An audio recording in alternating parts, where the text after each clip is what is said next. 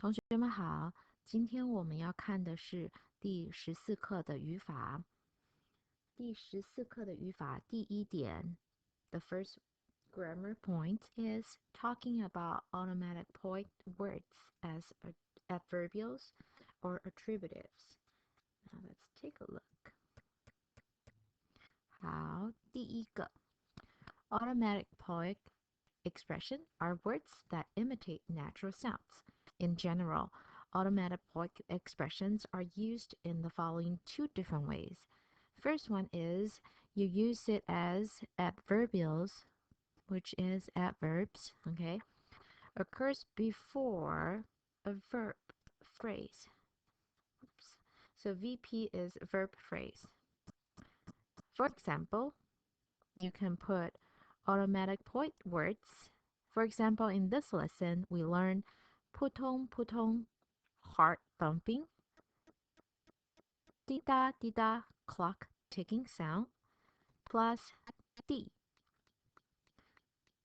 And then you put the verb phrase after that. And the D here, it is similar to English. You put a word here and you put ly ending to it to turn the word into adverbs. Okay, so let's look at example. 例子，时钟 clock 滴答滴答滴走着。So please make a correction here. The opinion should be 着. So here translation is just clock is ticking. Clock is ticking. So the reason why we put so here as a verb is we are looking at the clock and you're looking at those the minute arm and hour arm. They are walking around the clock. Okay, so we use the word 走着走着。好。A second way to use the sound word is to use it as an attributives, which occur before a noun phrase. Attributives you can think about like adjective, okay? Occurs before a noun phrase. So VP stands for verb phrase and NP stands for noun phrase. So let's look at the pattern here is, please make a correction, this should be the. So automatic point words plus the plus a noun phrase. And almost all the time you actually add a 声 means sound or noise after the phrase. So for example, here 我听见 I heard 隆隆的 隆隆 is the sound word. 雷声 雷 is thunder. 雷声 is the sound of thunder. So thunder sound. So I heard 隆隆的 thunder sound. Okay, so the sound of thunder in Chinese is 隆隆. Or you can also say 隆隆的雷声 the sound of thunder. 吓死我了 scare me to death. Okay, so let's look at more examples here. Automatic expressions are commonly used in prose to make the writing more lively and more beautiful. Similar to other languages, Chinese has its own conventions to describe natural sounds. So here, let's look at some common expressions listed below on the next page. The first one, the first sound word is di da di da. So it's very similar to English, right? Tick tock, tick tock. So it's a sound of clock. So example here, 时钟滴答滴答滴走着. This is the first example I gave you actually. Okay, so ignore this. It should be 着 ZHE. Second one, very similar to the first one. Second one, oops. 第二个是 there. 滴滴答答. 滴滴答答 is drip drip. The sound of water dripping. So it could be sounds of the rain outside. Could also be maybe the water is dripping down from a faucet that is not closed, turned off tightly. Example here, 雨水, the rain. 滴滴答答, di. So here, if you see di, you know this is used as an adverb, right? 打 means to hit. 打在窗上 hitting on the window. 好，第三个，哗啦哗啦 the gurgling sound of a stream, bubbling sounds of water, 哗啦哗啦. So 哗啦哗啦 sometimes they are using to describe like downpour, heavy raining. So example here, 大雨哗啦哗啦地下着. So here we are using the automatic point expression as an adverbial because of this d right here, right? 下着.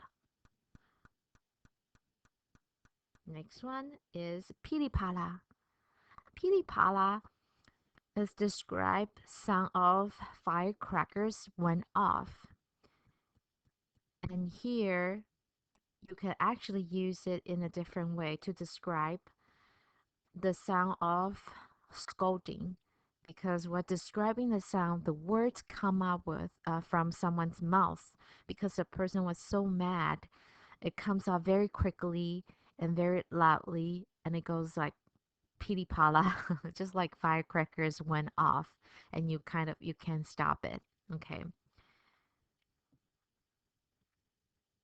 So here are two examples. 外面一阵噼里啪啦的鞭炮声。鞭炮 is firecrackers. 鞭炮声. So here you can see 噼里啪啦的鞭炮声. So we are using this as attributives, like adjective, to describe the sound of firecrackers. Or here, second example here, we're using it as an adverbial, as an adverb to describe an action. 他噼里啪啦地把我骂了一顿。他噼里啪啦地把我骂了一顿。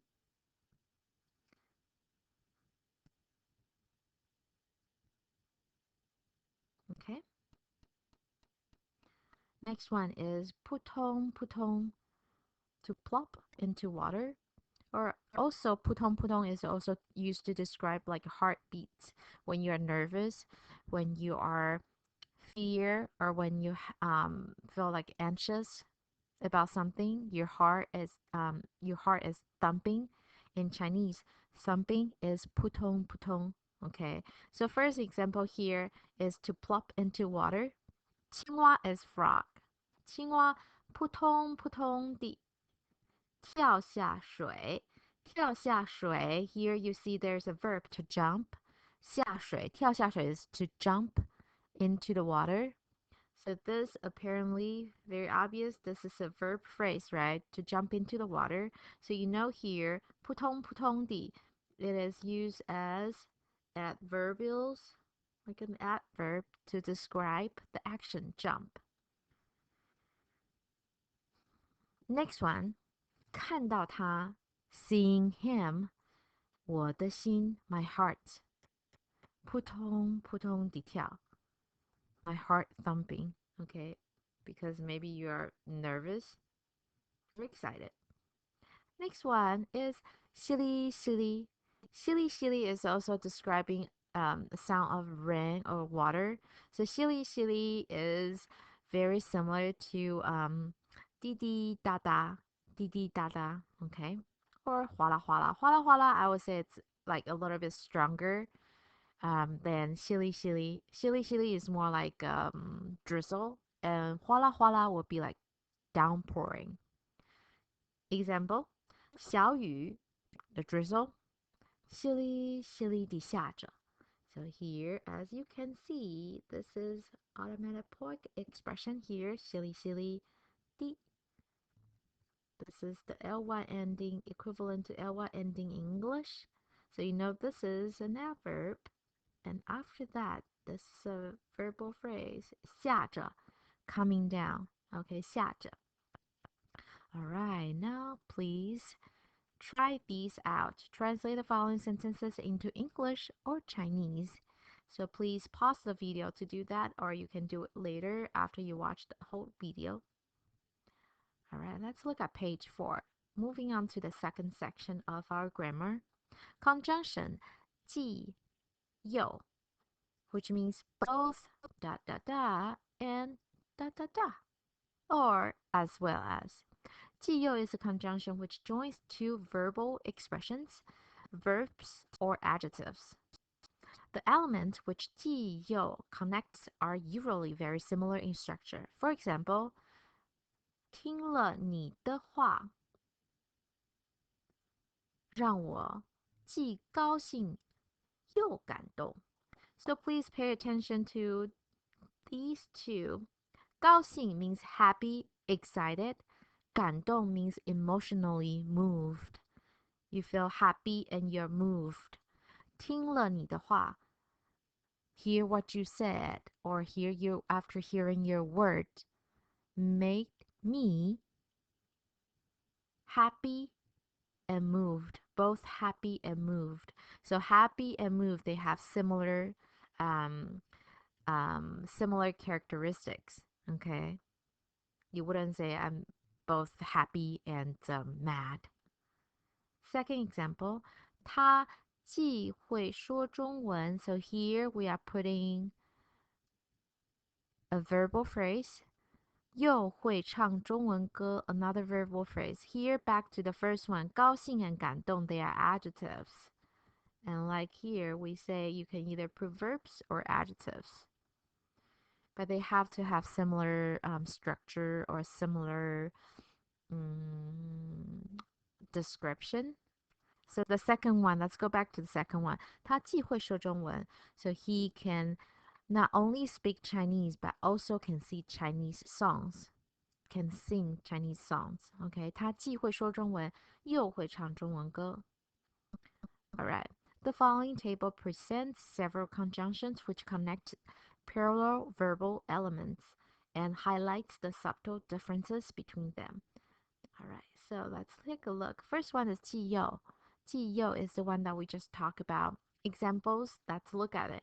他既会唱歌, so 会唱歌 is verbal phrase, can sing. 又会跳舞, can dance. So he can not only he can sing, but he can also dance. 他既会唱歌也会跳舞. Okay, so you can use 既有 or 既也. You can substitute 有 with 也 and they mean exactly the same thing. The second one is 有 not only but also. 他在晚会上, 晚会 is like an evening gathering. 又唱歌又跳舞, not only dance but also sing. 又唱歌 to sing, 又跳舞 to dance. Very important here, please note if the subjects are different but with the same predicate, which is the same like a description part, 既有 cannot be used. In that case, the 不但也 pattern is used. For example, here are two clauses and I want you to use conjunction to link together. And you notice here, 他生气了. She got mad. Another subject here, 我也生气了. I also got mad. So if you want to say not only she got mad, I got mad too, then you have to use this pattern 不但也 because the subjects are different. So your new sentence will be 不但他生气了，我也生气了. Okay, so the second subject should go before 也. 不但. So please write it somewhere. 不但 subject 1 da da da da. Subject 2 也 do do do do. Okay, and this part is gonna be the same because again this is the same predicate, right?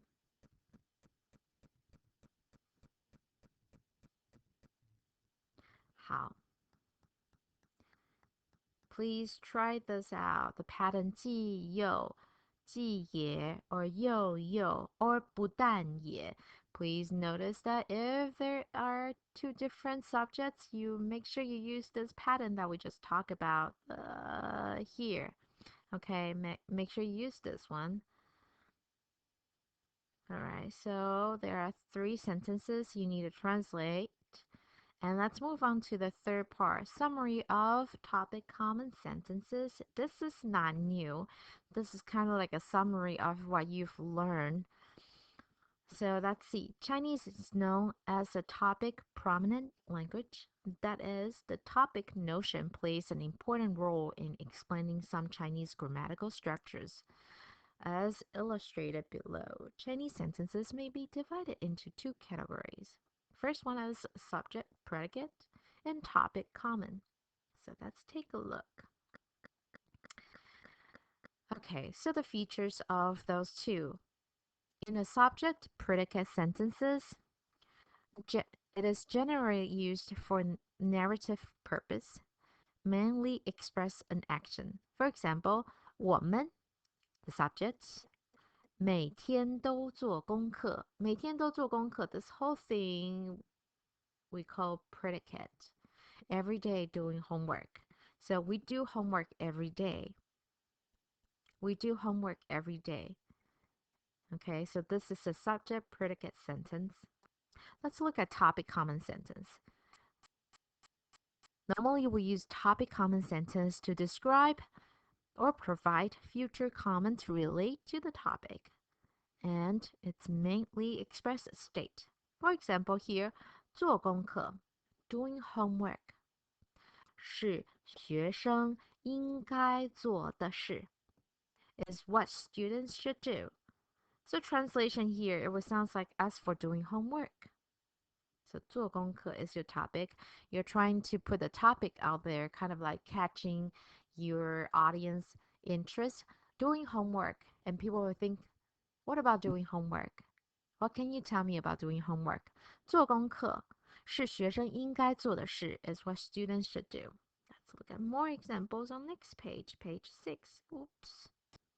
In a topic common sentence, the topic is the shared information in the context, while the comment that follows provides further information related to the topic. The topic can be a noun, can be a pronoun, verbal phrases, or clause.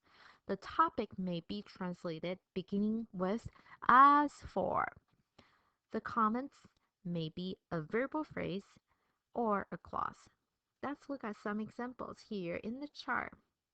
Oops. Topic common structure. Here we go. Topic 那棵树, that tree. So 棵 is a measure word for tree. 棵 measure word for tree. 那棵树, that tree. What about that tree? 叶子大. Leaves are very big.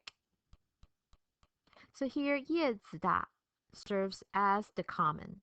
It also has a part 叶子 to hold 树 relationship. Speaking of the tree, its leaves are big. Okay, speaking of the tree, its leaves are big. 第二个，我头疼 I head hurts. Okay, as for me, my head hurts. 我头疼. So same thing if you want to say my stomach hurts, you can say 我肚子疼.我肚子疼. Next one. 昨天 yesterday. The topic 是一场误会. As for yesterday, it was a misunderstanding. 第三课的语法 grammar. So lesson 3 grammar. As for lesson 3 grammar, 我有2个问题. I have 2 questions. The next one, 他的女朋友眼睛大，头发长，很漂亮， So here is an example of a topic. Here we use 他的女朋友, his girlfriend. It can be followed by several comments. Here we have 眼睛大, big eyes, 头发长, long hair, 很漂亮, very beautiful. Okay. As for his girlfriend, her eyes are big, her hair is long, and she is beautiful. Oops. Let me go back a little bit. Okay. Note that as we mentioned in lesson 11, the unmarked notional passive sentence. Remember, going back to lesson 1, not lesson 1, lesson 11, the first lesson of this year, we talk about passive voice. And passive voice, you have the marked sentence or unmarked one. The marked one, you use the word 被, right? 叫 or 让 to mark as a passive voice. And there are also unmarked ones. So here, the unmarked notional passive sentence usually occurs as a topic common sentence. Let's look at some examples here. First one, 饭做好了. As for your meal or as for the meal, it is ready. It is done. It is made. Second one, 作业, the topic. 作业, assignment. 写完了. As for the assignment, it is finished. Next one, 钱, money. As for the money, 花光了. It is all spent. 信, the letter. 寄出去了. So translation, you can say the letter has been sent. So it's passive voice, right? In Chinese, it sounds like as for the letter, it has been sent. Next one, going back to last year's vocabulary, 你的支票, the check, personal check. As for your check, 收到了, it has been received. 好. Here you have some work to do. Finish the following sentences in Chinese. So for the first 4, I have already set up the topic for you. Okay? And you need to give some comments to it. And then the second part of practice is translation. So please do this, and that's it for lesson 14.